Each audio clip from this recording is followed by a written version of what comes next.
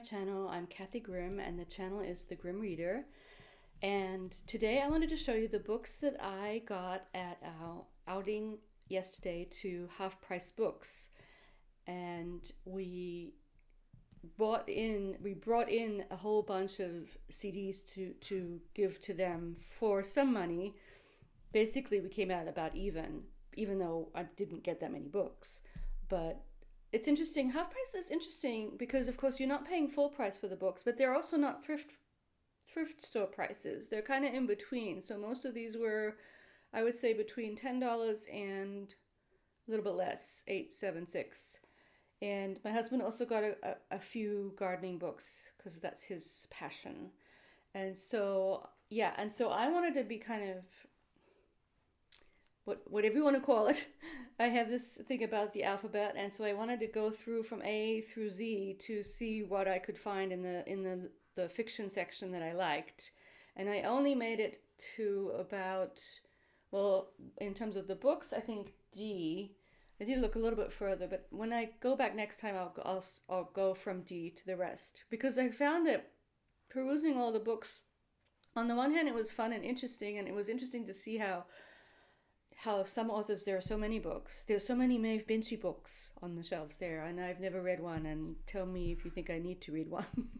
Or other people that I'd never heard of, just people I'd never heard of. And sometimes I would sort of be lured in by covers and everything, but I've tried to focus in on things that I really think I'll be interested in reading.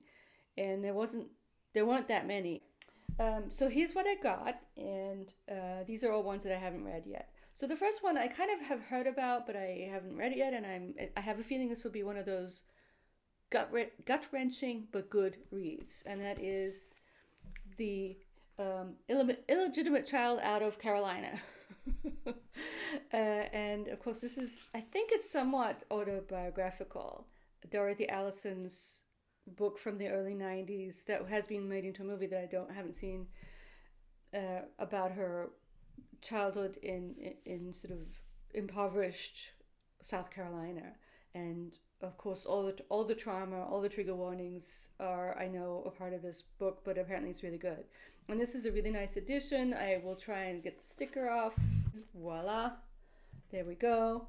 And it's a nice penguin edition with deckled edges, which seems sort of to not fit the book itself, but on the other hand, it'll make for it has the flaps too, so kind of not really fitting the book itself, but in a way I think that'll be nice. I like to have a book that I actually do kind of like the deckled edges. I don't know why.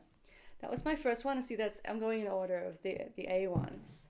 Another A one that I had not heard of at all, but for one thing, it's an NIRB edition, which they're always kind of a plus, or things that I like. I can get it off. Yep, it comes up pretty easily. That's good. Ivo Andrić, I think is how you would say it. So a Nobel Prize winning author from former Yugoslavia, basically Serbian, I think. And this is a novel that takes place in the 19th century. So that's my era, even though he didn't write it in the 19th century.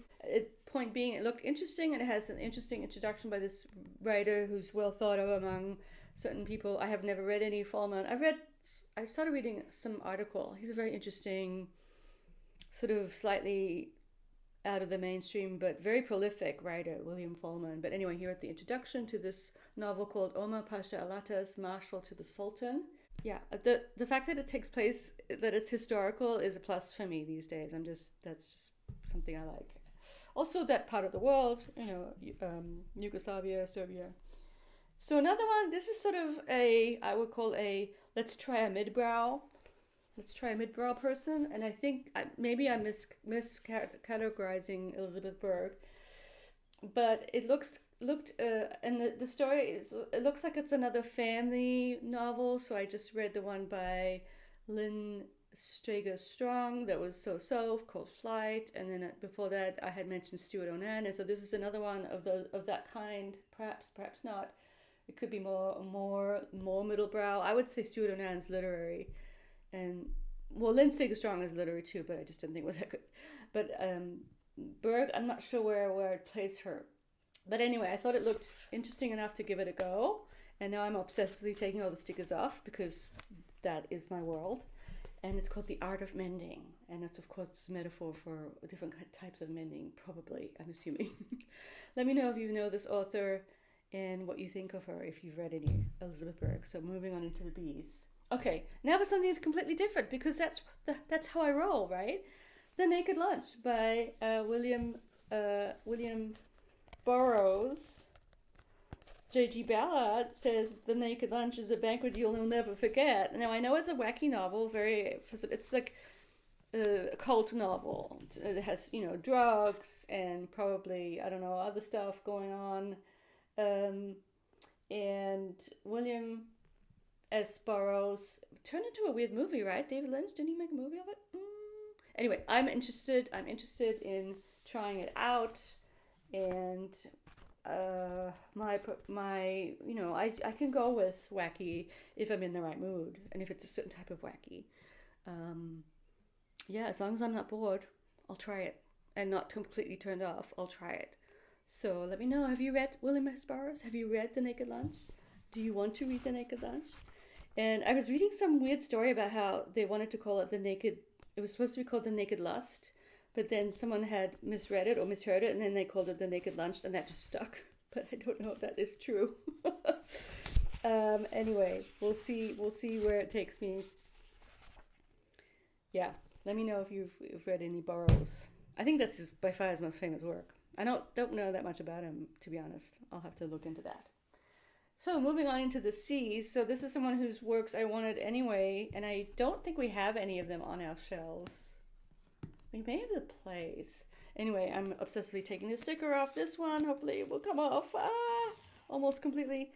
Chekhov's stories. And there were two editions. One is NYRB, and another one was not NYRB, and it was sort of more traditional. And I went with this one just because it's pretty, and it's NYRB, and it has stories. It doesn't have any plays in it. The other one had plays in it, and since I wasn't sure if we already had the plays, I went with this edition. And I will read some of these stories. Chekhov's one of the great ones in terms of short stories and plays, and I think I've read some in the past, but I don't really recall, and so I thought it'd be nice to have a nice edition of his works on my shelves. This is really pretty, with an introduction by Edmund Wilson. So now we have something that will work for Jane Austen in July, and I already kind of hinted at the fact that I'm not that interested in reading Jane Austen, but then I looked at this one and it seemed kind of interesting enough, and hopefully not terrible. It's always a few of these things that are post-Austen. The Pemberley Chronicles by Rebecca Ann Collins. And so what this appears to be, it's sort of anecdotes and stories of both Jane or maybe all of the family, the Bennets family, and then, Elizabeth turns into Darcy, and then Jane turns into Bingley, and all the rest of their pursuits later on, post-marriage. Kind of what we always want to know. What will their lives be like after they've gotten married? And the prologue starts, "The weddings are over, the rose petals are everywhere. There are rose petals everywhere," etc., etc. And so hopefully it's readable. That's my main concern. And then, of course, not boring. But I'll dip into it and see if I like it enough to read it in Jane Austen July. But it looked promising. So let me know if you read any of the Pemberley, and apparently there's more than this one. A companion volume to Jane Austen's Pride and Prejudice, a novel by Rebecca Ann Collins, book 1.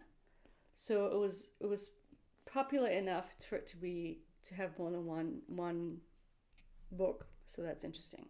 Okay, moving on to the D's, which is kind of where I ended. A book that really I think I will like, and I might turn my Victober into American Victober, so, whatever. Theodore Dreiser's Sister Carrie. So, foregrounding a female figure. I'm not sure when it was written. Is it Victorian? I mean, I know it's not because it's America. 1900.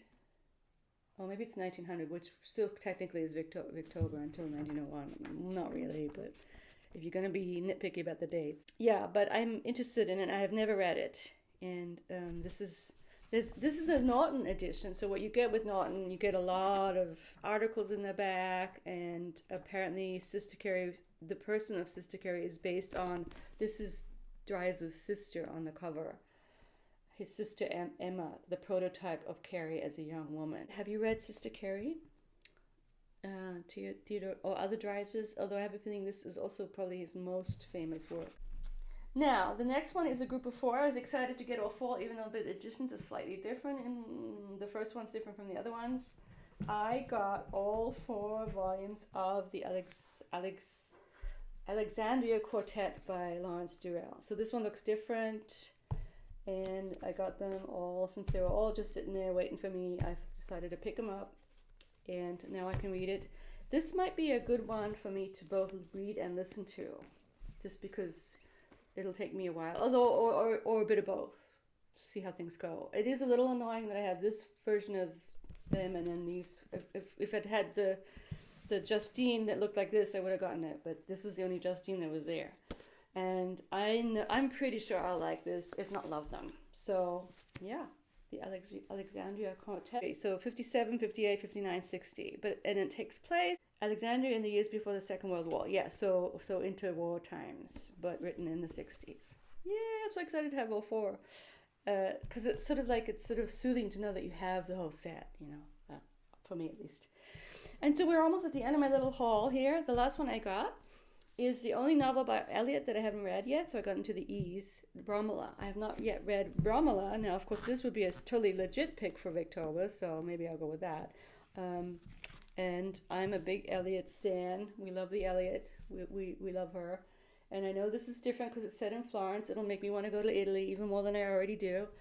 And it's also historical. It's looking back to this earlier family, so it is quite a departure for her. I think I remember Britta Bowler talking about it once before on her channel.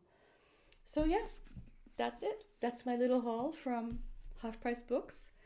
And yeah, end of an era in terms of our CDs. We still have about at least 8 boxes of books. We also dropped off 1 box of books yesterday, which was just, it was a lot of theory books that on the one hand, I'm somewhat attached to. On the other hand, I'm never going to read a lot of really dense feminist theory anymore. It's just, it's not a part of where I'm at with my reading. We have about 8 books left in there, so we'll have to see. We'll slowly get rid of them all and get, I think it's fine to have a kind of circulation thing going where I bring books and maybe even take some of these back at some point or from the thrift store. It doesn't really matter. It's just the way it is. So yeah, thank you all for watching my little haul. And I think the next one I'm going to do soon will be some kind of reading update, if not a reading vlog, if I'm in the mood to tell you, because of someone, I'm someone who doesn't finish things, but I still have a lot to say about what I'm reading. Like, I'm reading the Trollop and whatever, and so we'll see what the next type of video is. Thank you all for watching and subscribing, and I will see you very soon. Goodbye.